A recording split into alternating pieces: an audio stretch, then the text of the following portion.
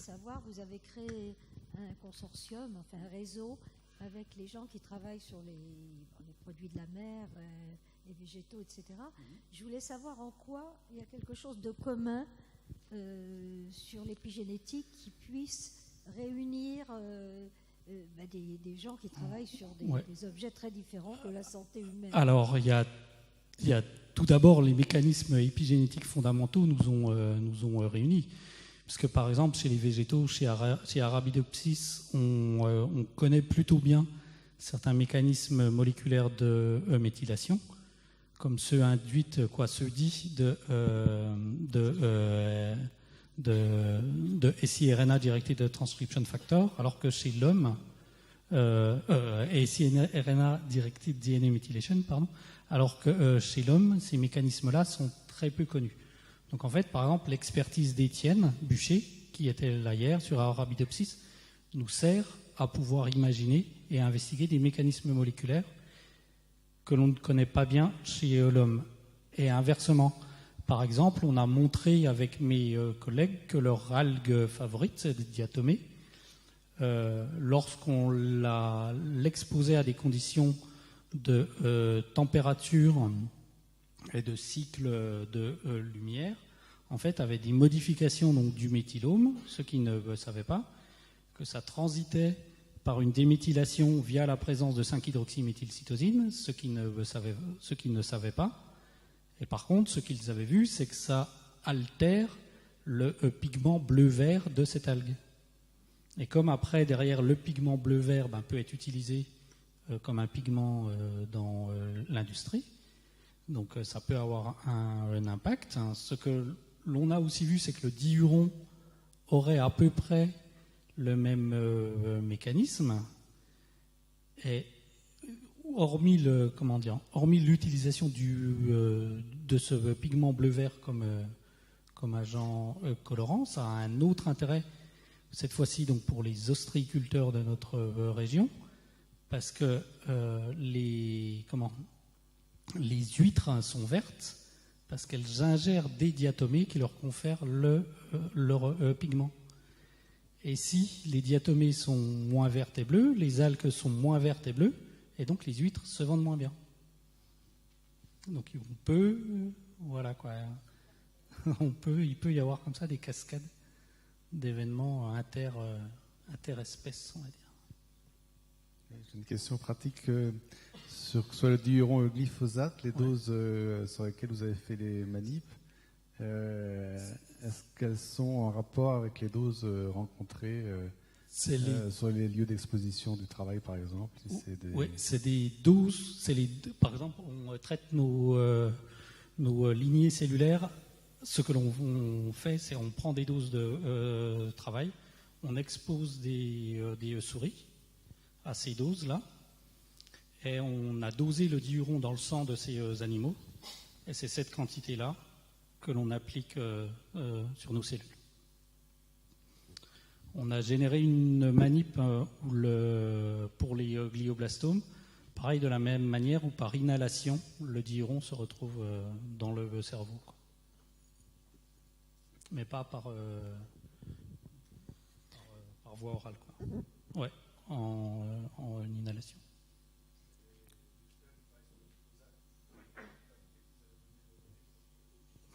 Non. Non. Non. Ouais. Ouais. Non, ouais. Non, pour le moment, personne. Parce qu'ils ne les connaissent pas, je pense.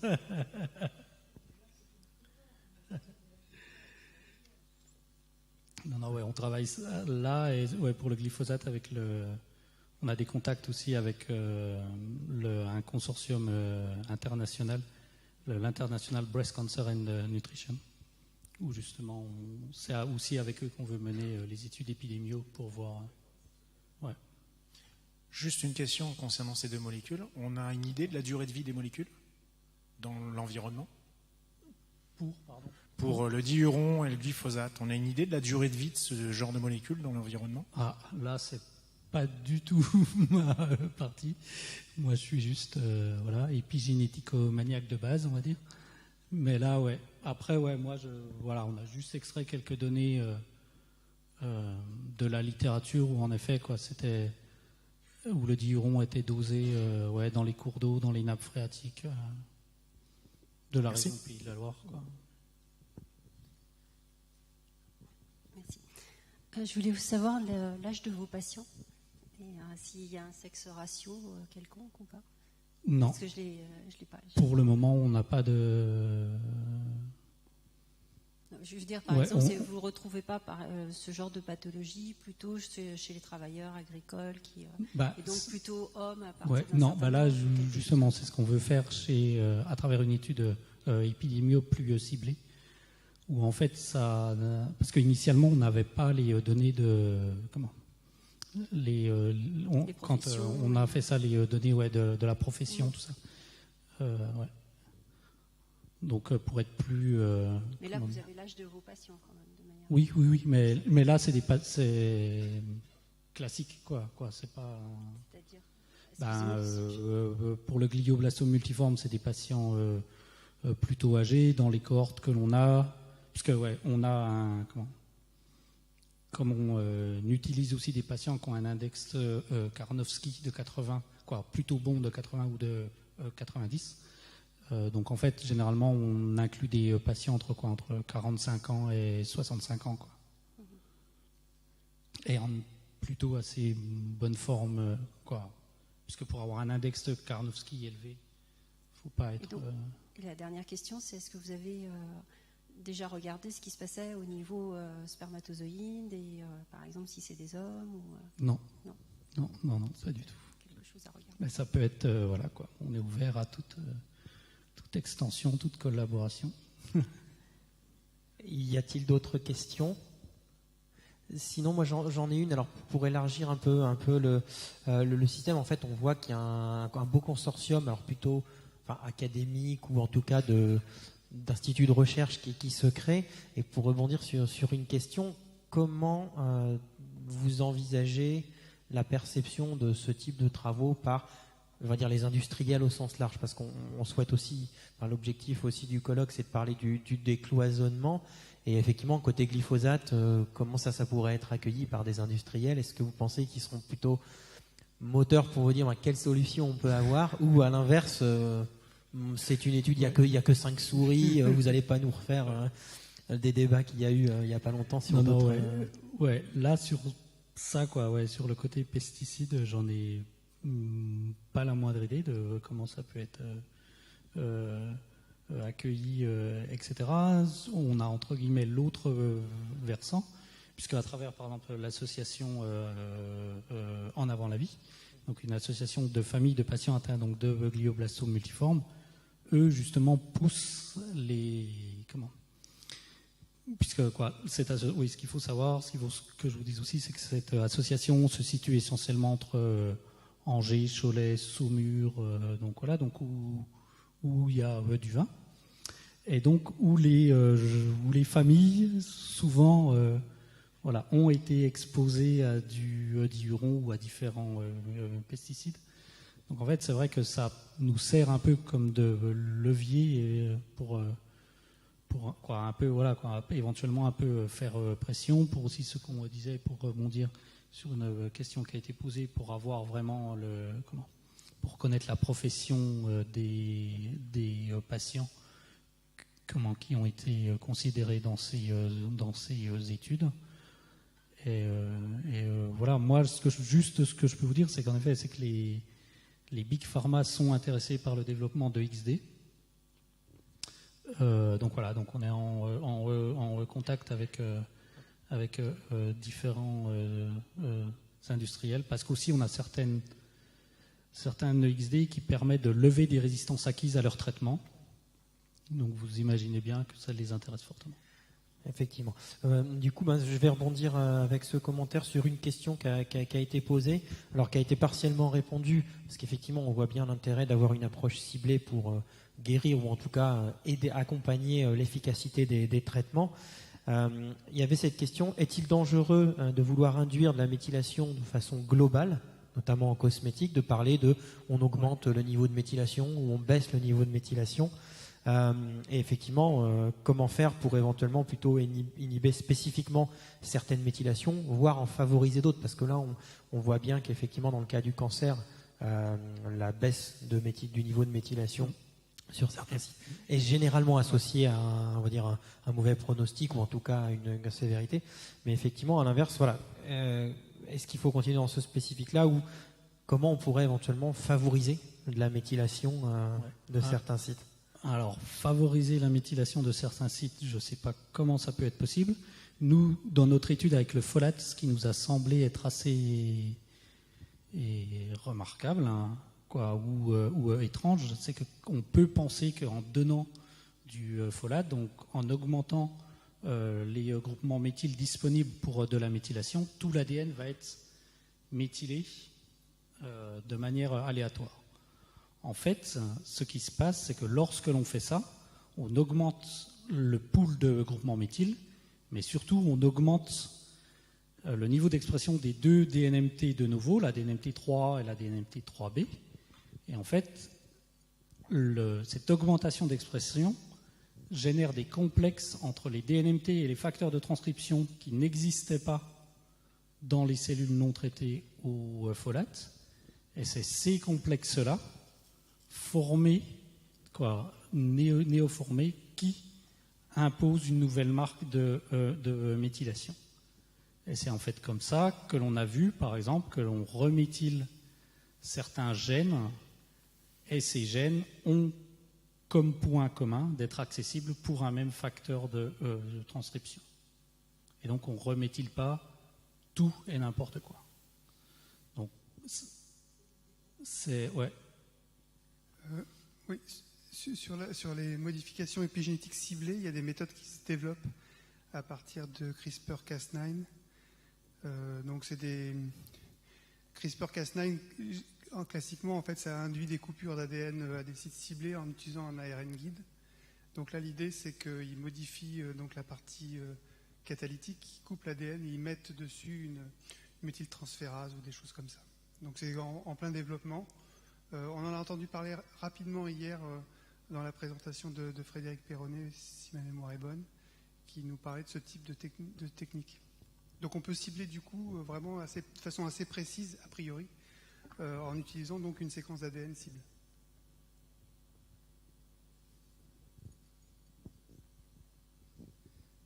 Y a-t-il des questions, des points de vue sur cet aspect, la spécificité versus on va dire l'effet global?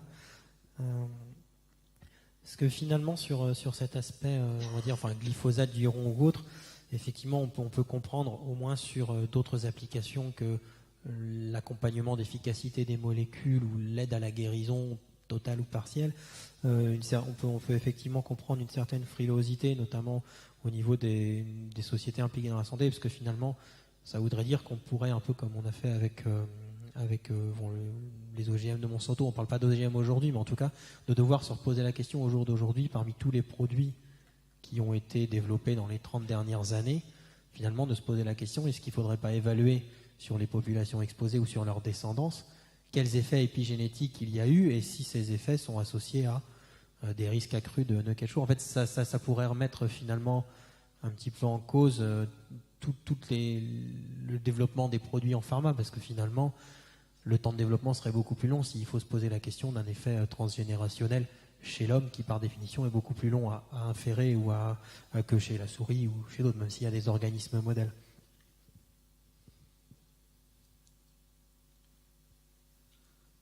Une autre question. Sur ce point-là, ce qu'on peut voir au niveau des groupes pharma et des groupes industriels en général, c'est que ce point tox est en train d'être grandement étudié par les services tox parce que c'est quelque chose qui arrive et ils veulent être prêts pour ça. Et je sais qu'en interne à BASF, ils travaillent sur le sujet. Le problème qui va se rencontrer, c'est un peu comme le contrôle qualité en industrie. C'est qu'il faut que les techniques soient standardisées, validées, vérifiées et utilisable pour tous.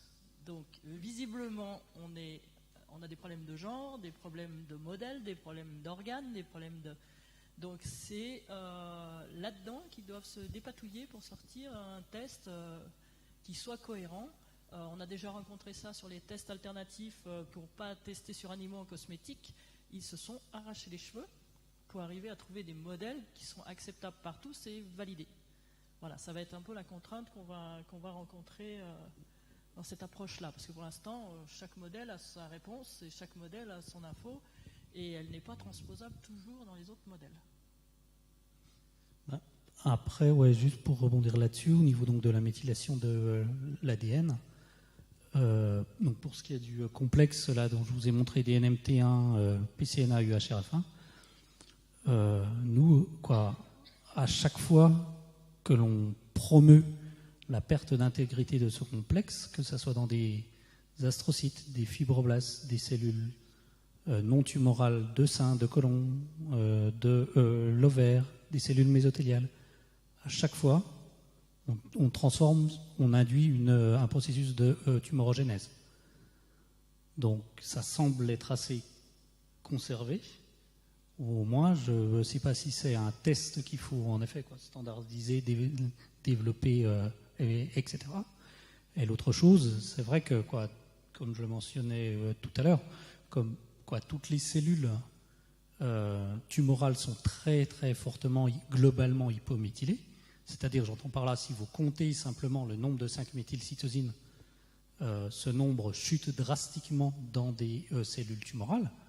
On peut se demander si un projet lambda qui initierait déjà une baisse du niveau global de 5-méthylcytosine, est-ce que ce produit-là ne ferait pas, entre guillemets, la moitié du chemin vers la tumorogénèse? Donc, ce ne serait peut-être pas à utiliser sans aucun contrôle. Entre guillemets, je sais pas, pour prendre une autre image, si ce produit vous emmène au bord de la falaise et qu'il suffit d'un petit coup de vent pour que vous tombiez, vaut peut-être mieux pas prendre le risque de prendre le premier produit pour ne pas tomber, pour ne pas être atteint d'un cancer dès le premier coup de vent. Après, je ne sais pas si c'est des tests, c'est juste des idées, mais c'est peut-être un garde-fou à avoir en tête, D'où l'importance en fait d'évaluer ce genre de produit. Mais après, est-ce qu'on veut vraiment, dans certains cas, moi je sais qu'en production animale, on n'est pas sûr d'avoir, toutes ces notions, ces besoins d'évaluation, parce que ce qui va nous importer, ça va être la rapidité, ça va être la productivité, la rentabilité. Et c'est vrai que c'est une démarche qui est très très intéressante et super, scientifique, etc. Ça apporte beaucoup à la compréhension, mais est-ce qu'on est prêt aussi à se dire, il faut du temps, il faut se donner aussi des moyens, tout simplement, parce qu'il y a plein de produits qu'on utilise peut-être aujourd'hui qui a des effets épigénétiques, mais au final, comme l'avait dit Madame Chavatière, on ne voit que ce qu'on cherche. Donc, est-ce qu'on a envie? Il y a plein de questions qui peuvent en découler de ce genre de réflexion, je pense. Et selon les domaines, on n'est peut-être pas aussi... les enjeux sont peut-être un peu différents donc, sur notre domaine d'activité.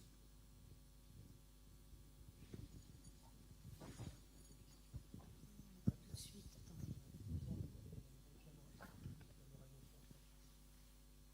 Oui, sur les effets transgénérationnels, je pense que là, il y a sûrement des choses à creuser parce que du coup, l'aspect méthylant, déméthylant, c'est pas lui qui va être discriminant puisque au moment du début de la formation embryonnaire, il y a un effacement des marques épigénétiques. Et dans le cycle de vie, il y a un deuxième effacement au moment du début de la formation des gonades, si je me souviens bien. Et donc du coup, dans le transgénérationnel, il y a des études qui montrent que cet effacement, il n'est pas complet en fait. C'est pour ça qu'il y a du transgénérationnel. C'est qu'il y a des gènes qui restent méthylés, y compris dans cette grande phase de déméthylation. Et il y a une étude qui a montré que ces gènes étaient surtout les gènes qui s'exprimaient dans le cerveau. Et on a vu hier une présentation, on en parlait d'hypothalamus. Donc c'est peut-être de ce côté-là, il faudrait regarder si on ne peut pas avoir des tests épigénétiques transgénérationnels qui étudieraient ce genre de phénomène de gènes qui resteraient ou qui auraient une modification épigénétique qui passerait cette étape de déméthylation générale.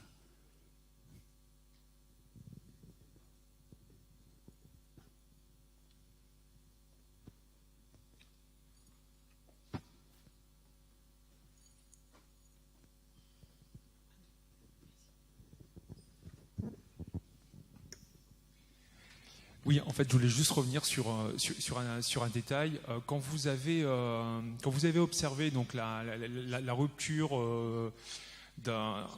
d'activité, enfin de la liaison entre DNMT1 et son partenaire, est-ce que vous avez regardé s'il y avait une surexpression, une modification de l'activité des DNMT3 et 3B en corrélation avec cette diminution d'activité de DNMT1?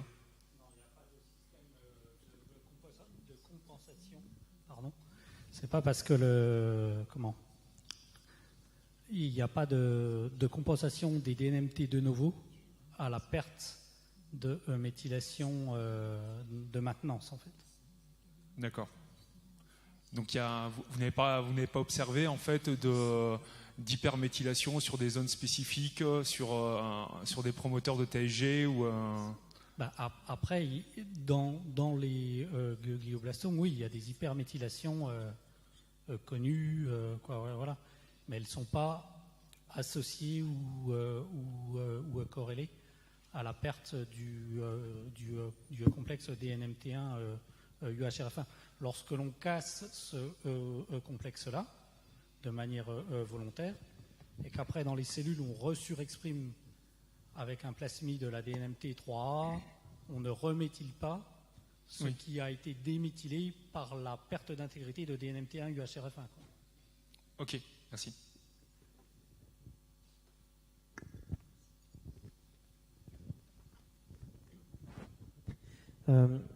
Effectivement, donc on peut éventuellement, on peut rebondir sur ce point-là. En fait, il y a finalement sur la question qu'on a eue tout à l'heure sur cet aspect transgénérationnel également. Finalement, quid, on va dire, de l'éthique de chaque individu par rapport à sa responsabilité pour soi, pour son propre épigénome, son risque de développer un cancer ou pas, mais dans certains cas, d'un risque, enfin de transmission d'un risque finalement à la descendance par rapport à quelque chose, voilà, qu'on peut regrouper sous le terme je dirais de liberté individuelle. Et finalement, on le voit avec le tabagisme, on le voit avec d'autres. On sait qu'il y a des effets généralement négatifs, quand bien même notre président nous dit que le vin finalement c'est bon pour la santé.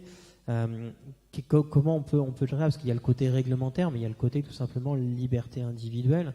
On voit bien que c'est pas parce qu'on met fumez-tu sur un paquet de cigarettes que les gens arrêtent de fumer. Donc il y a un point là qui est important, puisqu'il y a comment on prend ou pas cette responsabilité, sachant que comme on l'a vu en nutrition animale, il faut parfois attendre 2 générations, et on l'a vu aussi pour la population humaine en Inde, il faut parfois 2 générations pour s'apercevoir de quelque chose, et ensuite le temps de l'analyse rétrospective, comment on peut, je dirais, résoudre la quadrature du cercle sur ce point-là en fait.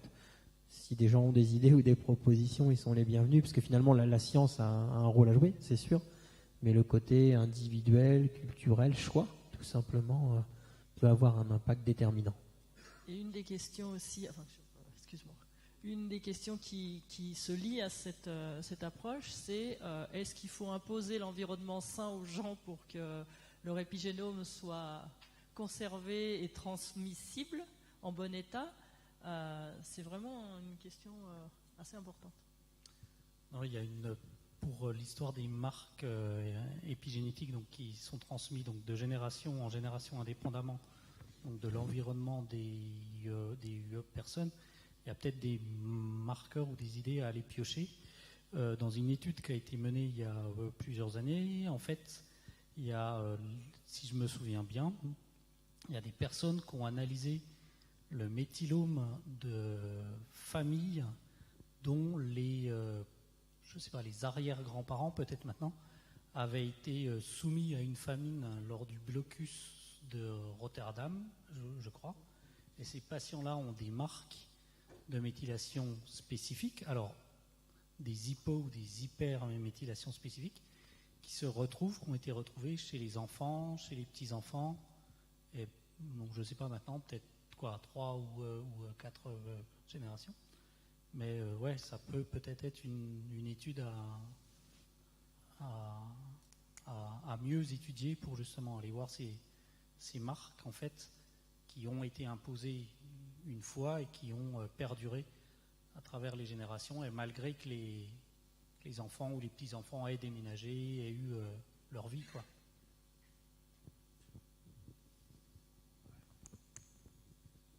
Votre avis, un commentaire ?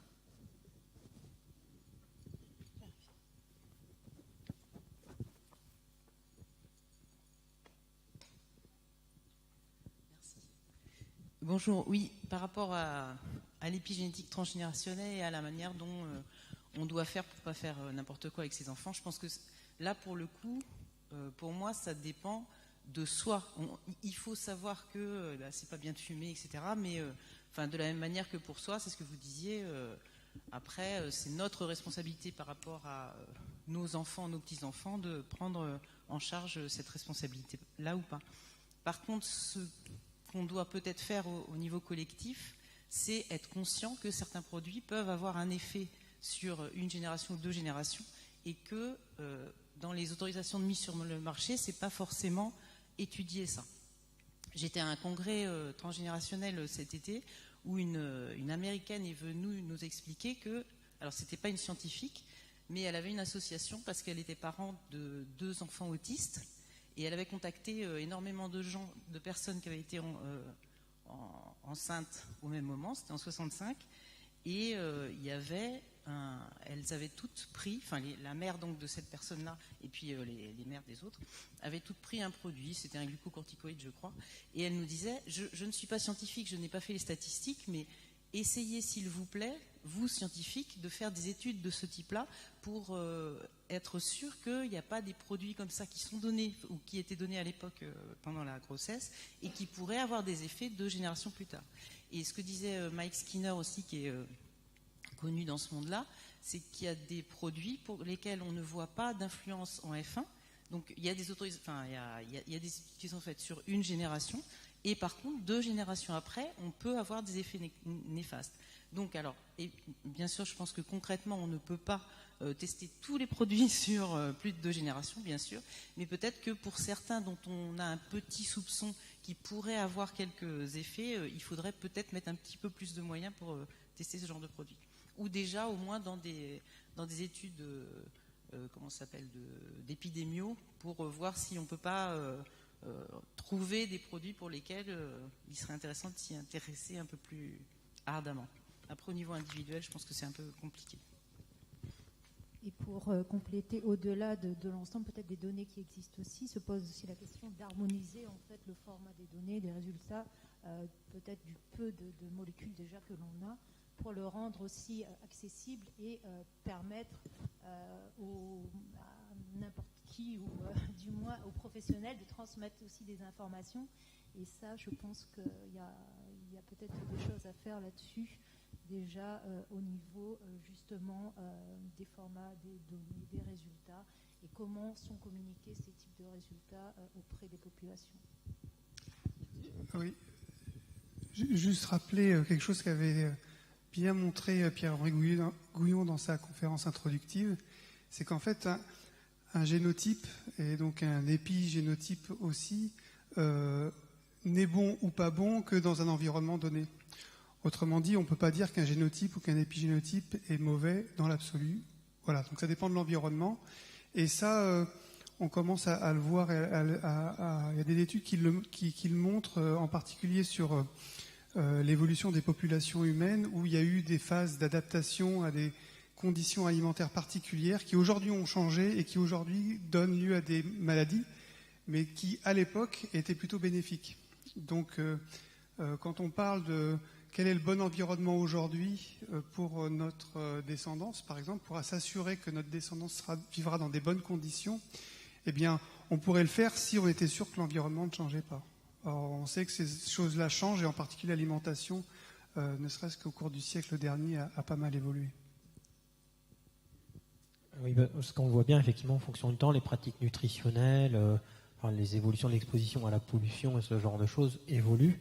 Alors, généralement vers le pire, et ensuite un peu vers le mieux si on réagit, mais effectivement, c'est un point crucial, puisque l'environnement de chacun, l'exposition à la famine, je pense que la plupart des parties du monde y ont été exposées à un moment ou à un autre. C'est encore vrai dans certaines régions du monde, ça l'est moins dans d'autres. Dans d'autres, on a plutôt une surexposition à une alimentation, alors plus ou moins équilibrée, plus ou moins déséquilibrée. Chacun fait aussi ses choix devant la carte du restaurant, mais effectivement, et finalement, ça rajoute un degré de complexité à un système qui n'est déjà pas forcément simple, en tout cas au jour d'aujourd'hui, par rapport à ce qu'on en connaît.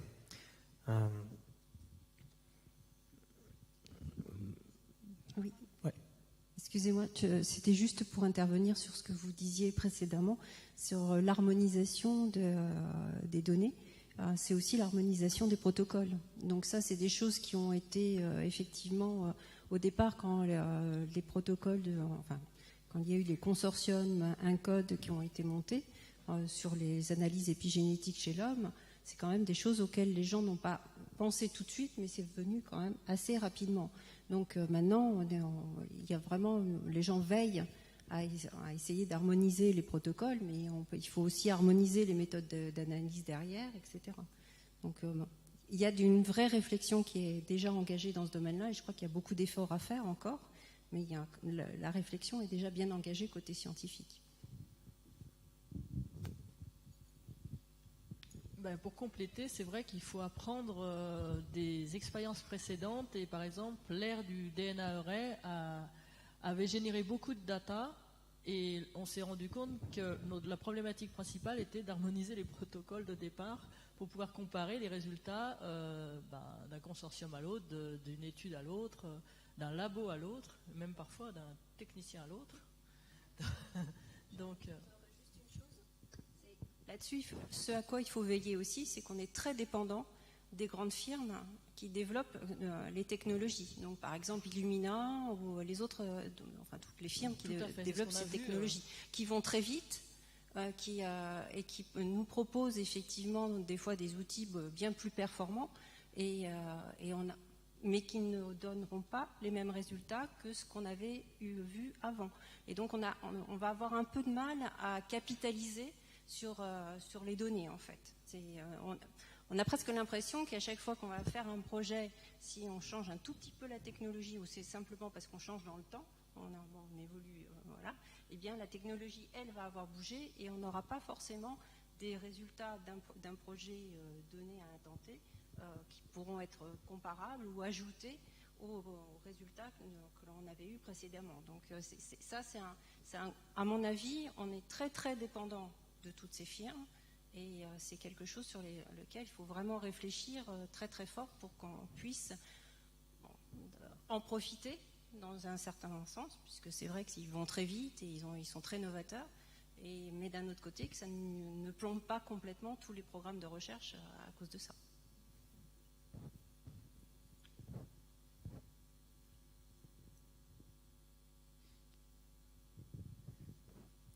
En parlant justement de ces outils, il y avait une question complémentaire qui était sur, alors là, les experts vont répondre, voilà, quelles sont les techniques d'analyse actuelles parmi justement les outils pour les ARN longs non codants, pardon.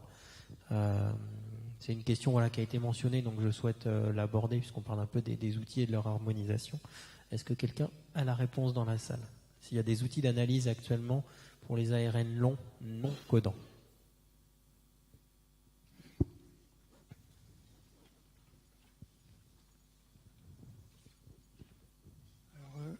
Je ne suis pas expert des ARN longs non codants, mais enfin ils ont été trouvés avec les techniques classiques de transcriptomique.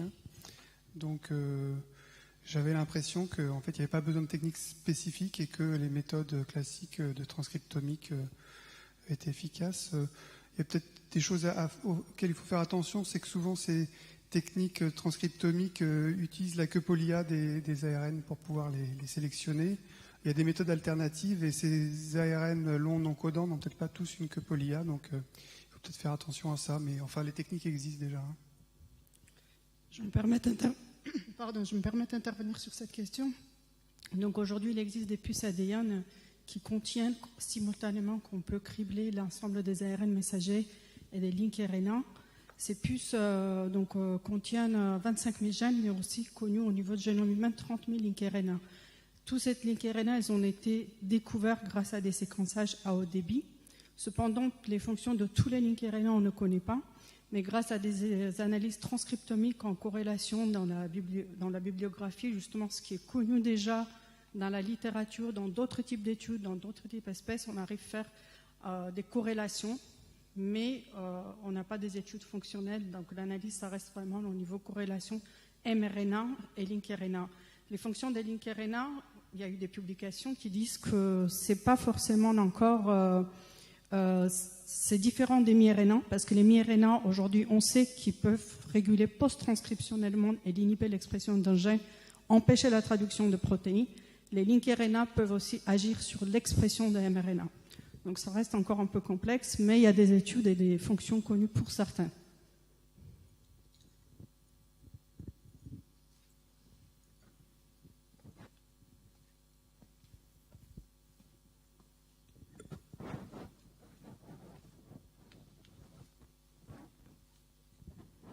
On a beaucoup parlé de méthylation de l'ADN, mais justement, il y avait peut-être d'autres outils qui permettent plus facilement d'étudier les autres procédés. Oui, parce que finalement, on a beaucoup parlé de la méthylation, mais il y a plein d'autres modulations épigénétiques que la méthylation. Il y a la stabilité des ARN messagers, on en a parlé un peu avec les ARN interférents. Mais la stabilité des protéines, l'ubiquitination, la sumolylation n'a pas forcément été abordée. Alors peut-être il y a moins d'outils, mais voilà, effectivement, est-ce que certains d'entre vous ont connaissance de travaux sur l'épigénétique ou l'épigénomique au-delà, on va dire, de l'ADN et des transcrits au niveau de la protéine, pour faire simple? Ou est-ce que vraiment, apparemment, peu de gens s'y intéressent, trop peu de gens s'y intéressent?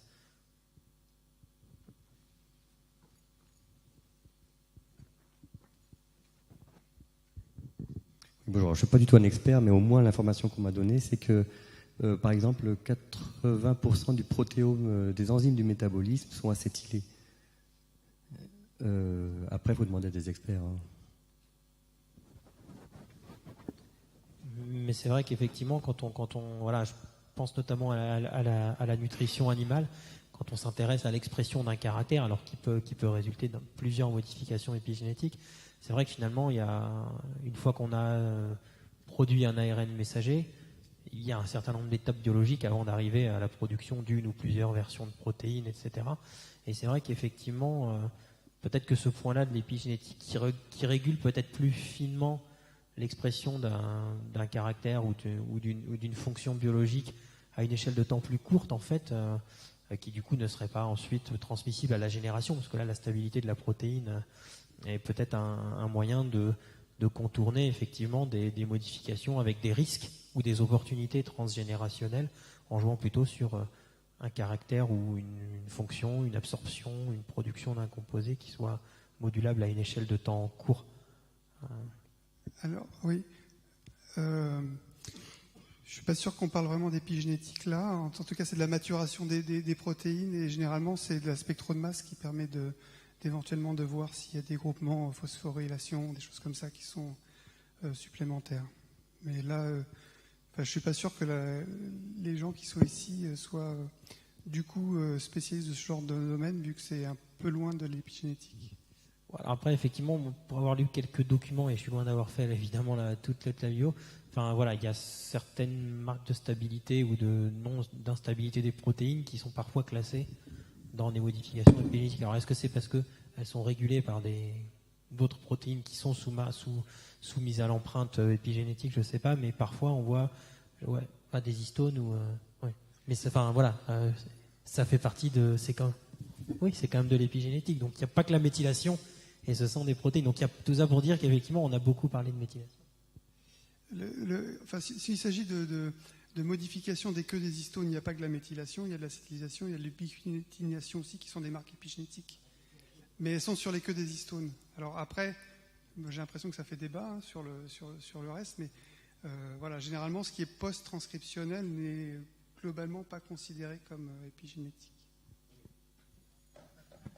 On revient à la définition de l'épigénétique et toutes les controverses. Il y a quand même il y a des concepts très forts qu'on a évoqués dans l'épigénétisme, la réversibilité, le transfert via la mitose et la méiose. Et il y a d'autres choses où il n'y a pas du tout de post-modification, soit de l'ARN, soit des protéines, qui suivent cette définition. Le cytoplasme d'une cellule qui fermente, quand elle se réplique, le cytoplasme se réplique. Pardonnez-moi, mais c'est irréversible et c'est aussi ça se traduit. Et donc il y a des potentiels, il y a aussi le concept qu'il y a des shifts phénotypiques stables, réversibles, induits, qui peuvent être induits de façon extérieure, en l'occurrence des pics de calcium, et c'est modulable, c'est transférable, et alors on devrait appeler, il n'y a plus rien à voir avec épi, il y a le épi, il reste, mais le génétique ne reste plus, il faudrait inventer un terme pour ce genre de choses, mais il y avait quand même des concepts stables de réversibilité qui sont quand même, on pourrait donner une définition à ces processus. Enfin, pour continuer là-dessus, il suffit de prendre n'importe quel système où il y a une boucle d'auto-activation. Si on prend un gène, par exemple, qui normalement n'est jamais activé, puis il se trouve que par un stimulus extérieur qui n'est pas censé arriver, il va s'auto-activer, il va s'auto-entretenir via la production de protéines qui va ensuite être transmise aux cellules filles. Et lui-même, par sa production et son activation, il va se maintenir. Donc il y a une mémoire qui est réversible. Mais du coup, et on peut prendre n'importe quel autre, au final, phénomène qui se passe dans le cytoplasme ou ailleurs, qui s'entretient, sans passer forcément par l'expression génétique. On peut du coup le classer, d'après la définition qu'on en donne, c'est réversible, c'est une mémoire qui est transmissible. Pour moi, ça revient à la toute première présentation qu'on a eue. Au final, il faut en revenir à cette notion, je pense, de mémoire. Et comme on dit, c'est parce qu'aujourd'hui on est capable de mesurer des choses qui sont proches de l'ADN, ce genre de trucs. Mais au final, tout ce qui fait mémoire, et oui, au niveau des protéines, de la métabolique, n'importe quoi, ça rentre dans ce cadre-là. Donc, pour parler des protéines, par exemple, dans l'exemple que j'avais donné au cours de la différenciation, nous, on étudie comment évolue le taux de dégradation des ARN et des protéines. Par exemple, pour les ARN, on voit qu'il y a une augmentation, un transitoire de la stabilisation des ARN, mais c'est complètement non spécifique. Au cours de la diff, leur demi-vie va doubler. Puis à la fin de la différenciation, ça revient, ça reset. Bon, okay. Mais pour d'autres gènes, pour la moitié des protéines, il y a une baisse drastique du taux de dégradation, enfin une augmentation du taux de dégradation. Donc les ARN vont s'envoler pour essayer de combler, rattraper, mais les protéines se dégradent et ça reste après. Donc évidemment, après, qu'est-ce qui explique que la protéine tout à coup est beaucoup plus dégradée? C'est peut-être l'expression d'un autre gène ou quoi que ce soit. Mais je ne pense pas qu'il faut systématiquement aller chercher une trace de méthylation ou quelque chose proche de la chromatine. On revient au débat sur la définition de l'épigénétique. C'est pas moi qui ai inventé la définition de l'épigénétique. On a parlé des molécules à prions comme étant des mécanismes épigénétiques. Voilà. Donc ça ne se contente pas uniquement à la chromatine. C'est les mécanismes les plus évidents qui sont les mieux connus aujourd'hui. Donc en effet, il peut y avoir d'autres systèmes, mais encore faut-il que ça passe, comme on dit, une division cellulaire. Voilà. Alors il y a de l'hérédité maternelle qui passe par le cytoplasme, ça existe. Voilà. Donc il faut... En effet, on n'est pas à l'abri de découvrir d'autres mécanismes épigénétiques. Mais je pense que le point important, c'est qu'il s'agit de mécanismes qui doivent maintenir une information dans le temps à travers les divisions cellulaires. Et là où je pense où il faut faire attention, c'est qu'il ne faut pas appeler épigénétique des mécanismes qui sont uniquement de la régulation de gènes avec modification de la chromatine, avec modification des transcrits, avec la modification des protéines. Tout ça, c'est des mécanismes qui sont connus depuis longtemps. C'est la maturation des transcrits, la maturation des protéines.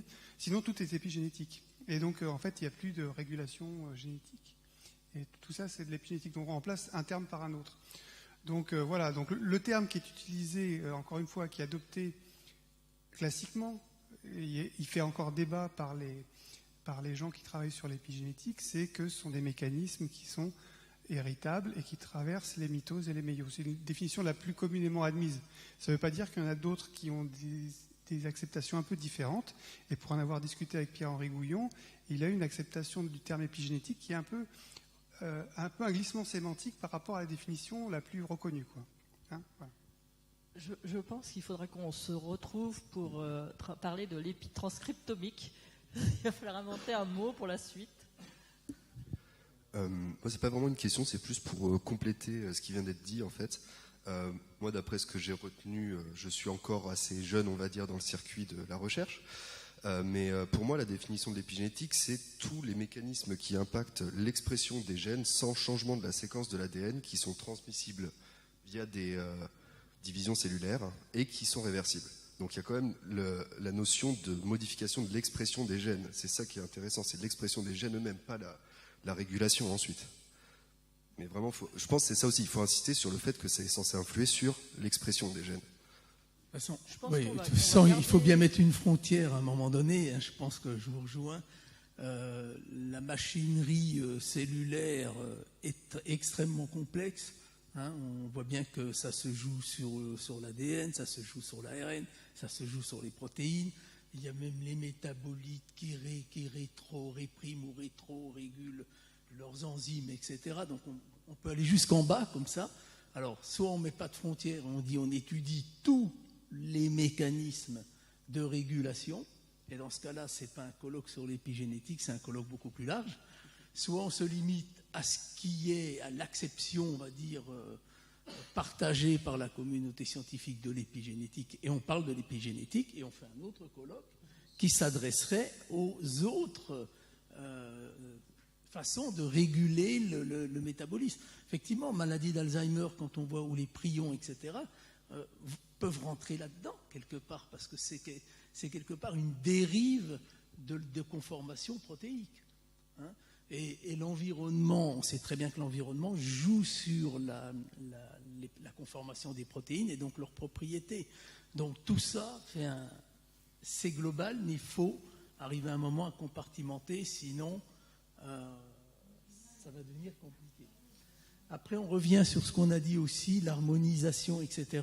L'épigénétique est un domaine quand même assez nouveau, donc les techniques, les équipementiers qui effectivement arrivent peut-être plus vite que la science et qui vont fixer une façon de procéder qui n'est pas forcément celle qui serait partagée par les scientifiques. Donc il faudra aussi qu'on réfléchisse là-dedans, ça pourrait être dans le position paper, dire qu'est-ce qu'on recommande en termes de méthode, en termes de technique, et ça rejoint tout ce qu'on disait, est-ce qu'il faut aller à une deuxième génération, troisième génération pour tout voir? Voilà, c'est un débat, on n'a pas la réponse ce soir, mais ça permet de poser des questions pour l'avenir. Eh bien, merci pour cette conclusion qui nous aide grandement puisqu'on a dépassé le temps. Et pour conclure, il faut dire que n'ayez pas peur parce que ces discussions-là ont déjà été évoquées dans d'autres domaines. Les OGM, par exemple, entre la rose et ma modification génétique, est-ce que c'est de l'OGM, la rose ou pas, mes sélections. On retrouve aussi dans le microbiote comment le définir, à partir de quand c'est vraiment ça et c'est pas autre chose. Donc, visiblement, c'est un processus de maturation de cet nouvel univers qui est normal. On va le suivre. Calmez votre épigénome, il sera bien. Conservons-le. Et on va se revoir très prochainement parce que tout évolue et il va falloir qu'on ait plus d'informations pour tout ce qui est le côté éthique, l'harmonisation des techniques, l'harmonisation des outils, qu'est-ce que j'ai oublié, les définitions, puisqu'il va falloir bien créer l'épi 2.0 peut-être, je ne sais pas, pour voir autour de l'épigénétique. Donc voilà. En tout cas, je vous remercie et merci à tous autour de la table.